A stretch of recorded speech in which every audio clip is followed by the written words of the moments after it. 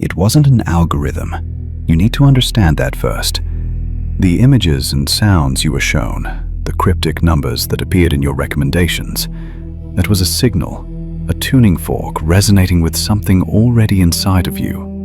You were chosen because you are one of the few who senses that the reality we see is just a fraction of the whole story, a beautiful, hypnotic, but fragmented echo.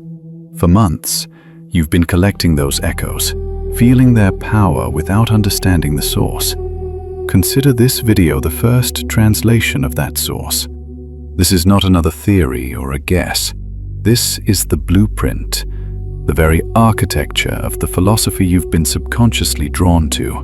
What you are about to see is the key that elevates you from a mere spectator of the mystery to an active participant in its unfolding. The puzzle pieces are in your hands. Now, let's begin to assemble them.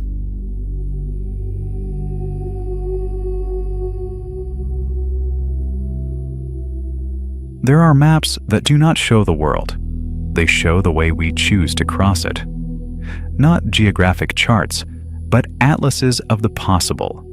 Geometries that pretend to unfold into vast horizons, only to fold back upon themselves. An atlas of paradoxical crossroads would never say, go right or go left. It would say, choose as you wish, but know that wherever you go, you have already been there. It sounds cruel, doesn't it? But look closer. This is not a condemnation. It is a game. A dance between freedom and necessity.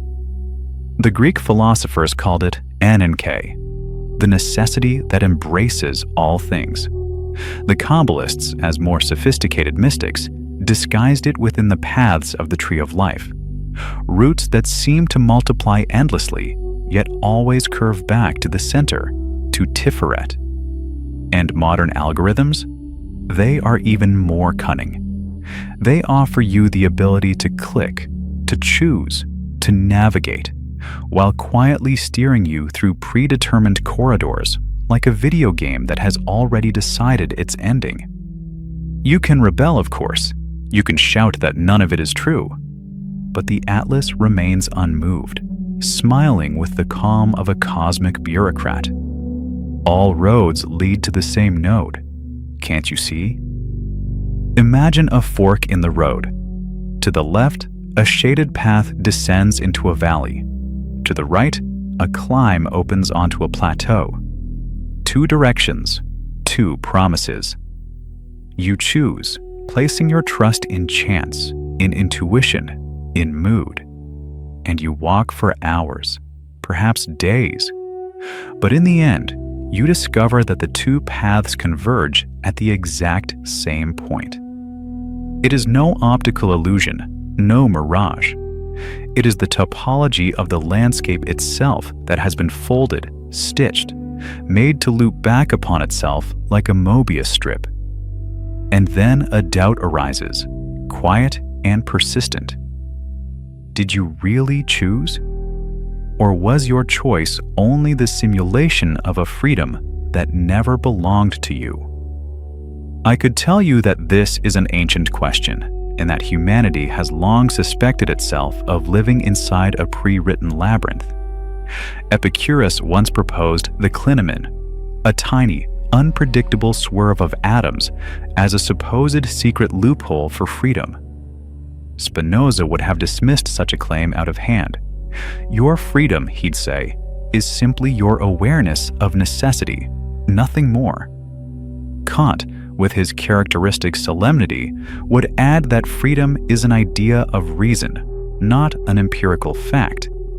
And yet, if this were merely philosophy, it would not unsettle you so. The Atlas of Paradoxical Crossroads is not an abstract notion. You recognize it not in lecture halls, but in your own life.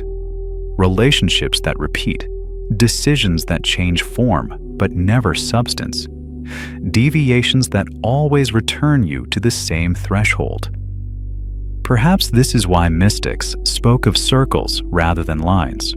The line reassures. There is a before, an after, an arrival. The circle is a more deceptive thing. Every point on it is simultaneously a departure and a return. In Indian cosmology, samsara is precisely this, an infinite chain of rebirths that simulates freedom while everything flows in a predetermined current. Your own mind, if you look closely, is built along similar principles. Each time you believe you are deciding, you activate neural circuits that close upon themselves. The brain is its own atlas of crossroads, with synapses that appear to offer variations, yet always discharge into the same nodes. Neuroscience calls it cognitive bias, predisposition, but at heart, it is always the same irony of the atlas. Walk on, traverse the map, but the destination does not change. There is a more sinister aspect to all of this. Paradoxical crossroads are not neutral. The very impression of choosing makes you docile. Structures of power understand this well. The simulation of choice is the most refined form of control. They let you vote, select, personalize, customize, while the outcome is settled in advance. Slavoj Žižek, the philosopher, expressed this idea with striking bluntness. Even your desire has already been desired by someone else. However, I am not telling you that all is lost. I am only hinting at another possibility, that the atlas is not an enemy, but a mirror. That it reveals your own tendency to seek new roads that are always old. That the true paradox lies not in the map, but in the gaze you bring to it. You ask me, so does no authentic fork exist? Perhaps exists, but not where you expect to find it. It is not in the choice between right and left, between valley and plateau. It lives in the possibility of recognizing the very structure of the game. Not getting out of it, the exit from the labyrinth is a hackneyed myth, but recognizing it for what it is, of standing at the crossroads and smiling. I know both paths lead to the same point, and yet I choose anyway, because the difference is not in the road, but in the way I walk it. This is a moment of clarity. Hold on to it. It disappears almost at once, but for as long as it lingers, it holds all that one can truly comprehend of their destiny. Now imagine the atlas open before you. Its pages are not paper, but luminous membranes, as if taken from a living organism. Every crossroads is traced with lines that pursue each other, diverge, and rejoin in endlessly familiar patterns. Structures that evoke Feynman diagrams, Greek labyrinths, printed circuits, energetic meridians, all at once, all superimposed. There is no clear boundary between science and esotericism here. They are simply two languages mapping the same territory. You lean closer, trace a finger along one path, and feel it sear. This is not a book. It is a device, perhaps ancient, possibly from a different universe. Or maybe you are the atlas, and these geometries are nothing but your own possibilities, already inscribed. In the end, the paradox is not that all roads lead to the same point. It is that, knowing this, you continue to walk them. And this is the secret of the atlas. It does not offer you an exit, but a different way of remaining inside.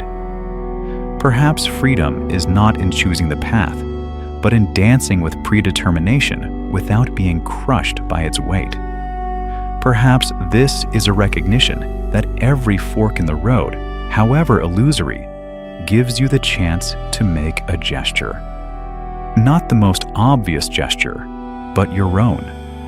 And so the atlas of paradoxical crossroads becomes an ironic companion, a stern friend. It reminds you that the choice is always real, even when it changes nothing. Because you chose. You walked. You are the only one who can say, "That curve? I took it." And if everything leads to the same point, then that point at least belongs to you. See you in the next episode.